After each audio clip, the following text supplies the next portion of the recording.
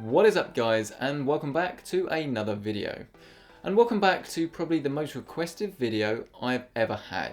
A review of the LG MP68VQ, or this monitor right here.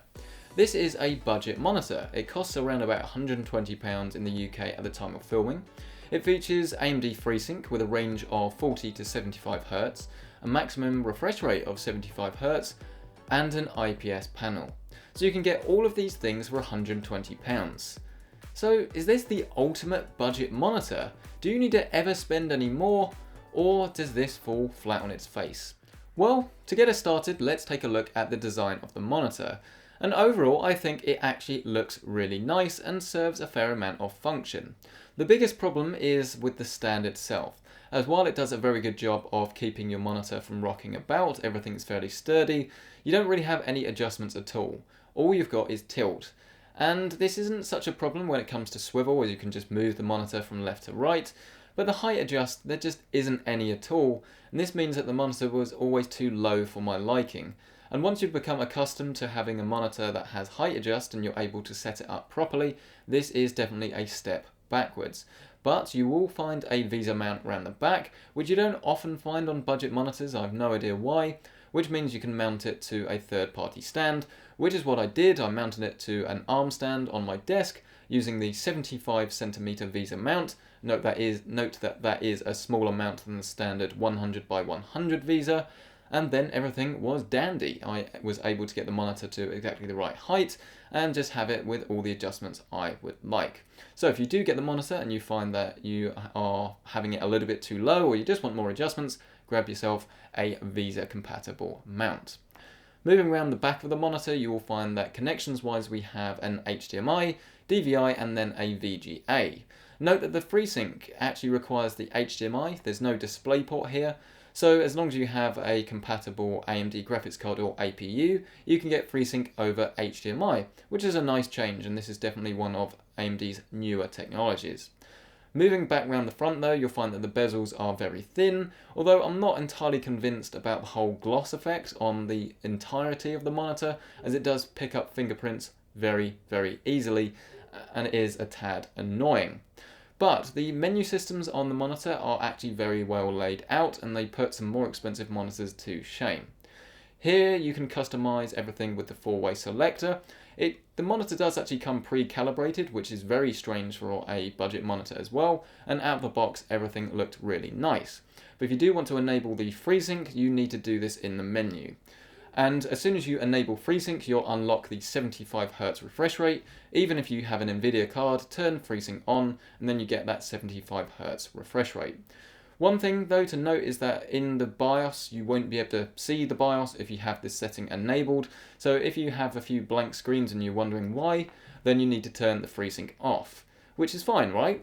Well, no, because it's really bloody stupid. On this monitor, if you've not got anything connected at all, and you've got no signal, you can't turn FreeSync off in the menus. It just cycles between inputs indefinitely and you're never going to find anything.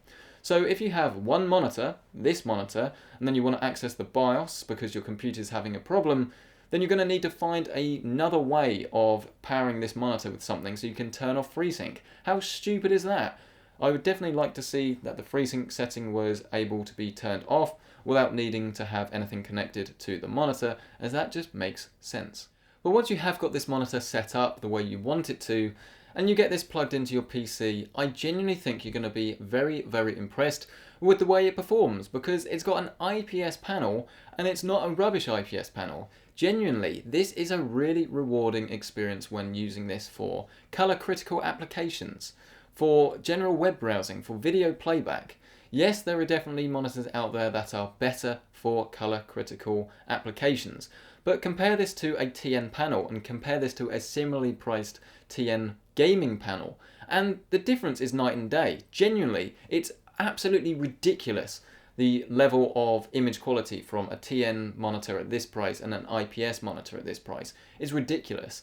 And to put this into perspective, I've got an Aegon monitor in at the moment. It's a TN panel, 1440p, and this is night and day versus that monitor. And that's a very good TN panel, but this is just so much better.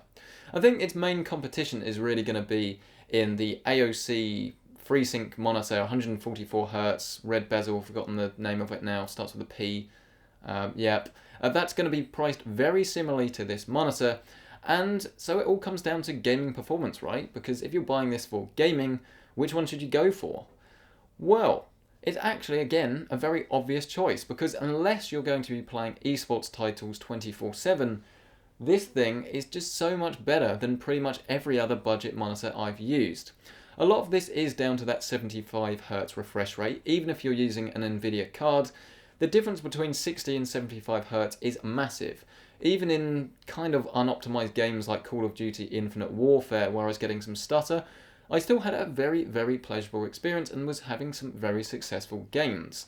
Yes, it's not as smooth or responsive as a 144Hz like that AOC FreeSync monitor, but pretty much I would take the LG because it's so much more flexible in everything it can do.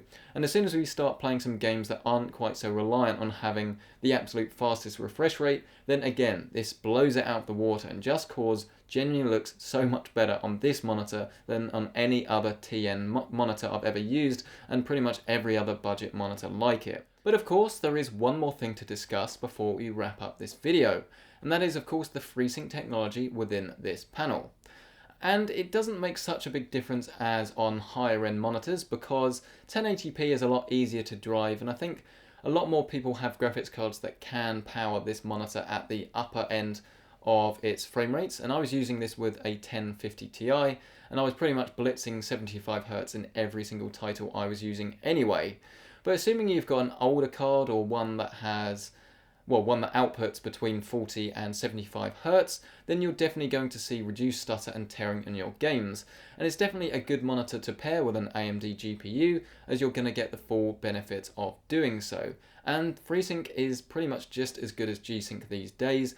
I think G-Sync is slightly better, but definitely, I've said this so many times before, I don't think it's worth paying the premium for G-Sync. So if you're buying a new system from scratch, I would look at getting an AMD FreeSync monitor with an AMD GPU, and this is definitely a solid choice for you, which is why it wins the Editor's Choice Award.